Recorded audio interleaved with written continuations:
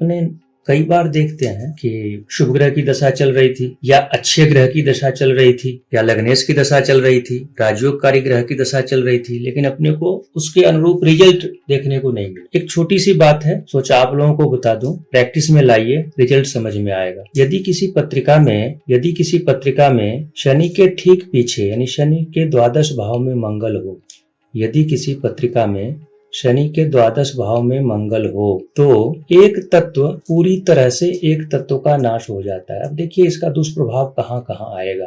अपने जानते हैं शनि के 3 दृष्टि मिली है, मंगल के पास भी 3 दृष्टि है, शनि के पास तीसरी दृष्टि, 7वीं दृष्टि और 10वीं दृष्टि, मंगल के पास 4थी दृष्टि, 7वीं दृष्टि और 8वीं दृष्टि।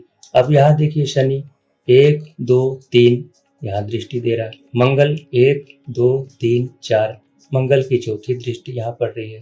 इस भाव का नाश मतलब इसके कारकत्व में कमी आती, इसका कारकत्व खत्म हो जाएगा। और अब अगले भाव में आते हैं। 3 शनि की दृष्टि देखिए यहाँ 3 4 5 6 7, शनि की 7वीं दृष्टि यहाँ पड़ रही है और यहाँ मंगल की 8वीं दृष्टि पड़ रही है। 1 2 3 4 5 6 7 और 8, यानी ये भाव और ये भाव देखिए, ये भी 3 7 और 11, ये दोनों ही वायु तत्व है और ये दोनों भाव का नाश हो जाता है, उसके कार्यकत्व का नाश हो जाता है, कार्यकत्व में कमी आती है। एक विशेष चीज और इसके पहले वाले वीडियो में भी अपने बताए हैं, शनि की तीसरी दृष्टि जहां पड़ रही है 1 2 और 3, ये इस भाव के फल में कमी तो आएगी, इस भाव का नाश तो होगा ही, साथ ही साथ इसका ये जो बीच वाला भाव है, द्वितीय भाव शनि जहां बैठा है उससे आगे वाला भाव, इस भाव का कारकत्व का भी नाश हो जाता है, इस भाव के कारकत्व का भी नाश हो जाता है, इसका भी शुभ फल नहीं प्राप्त होता है।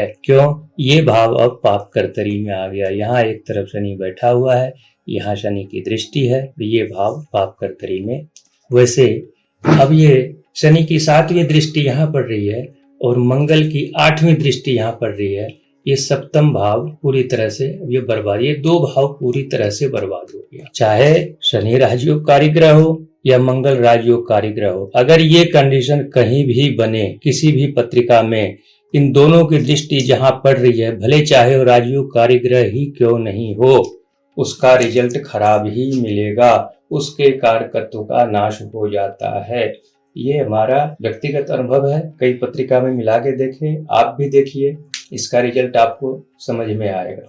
अब जैसे देखिए, मान लीजिए कर्क लग्न की पत्रिका है, इसमें मंगल राजयोगकारी है, मंगल राजयोगकारी है, 5म भाव का स्वामी है और ये 10म भाव का भी स्वामी है। वो मंगल अब कहीं भी बैठाइए, चाहे मंगल को यहीं बैठा दीजिए 10म भाव में, और कंडीशन क्या है, शनि के ठीक पीछे मंगल हो जाना चाहिए, शनि को यहाँ बिठा दीजिए। अब शनि की दृष्टि यहाँ पड़ रही है, भले राजयोगकारी ग्रह, मंगल की 1 2 3 4, मंगल की 4थी दृष्टि भी यहीं पड़ रही है। अब यहाँ देखिए शनि की 7वीं दृष्टि यहाँ पड़ रही है और यहाँ मंगल की 1 2 3 4 5 6 7 और 8, 8वीं दृष्टि पड़ रही है।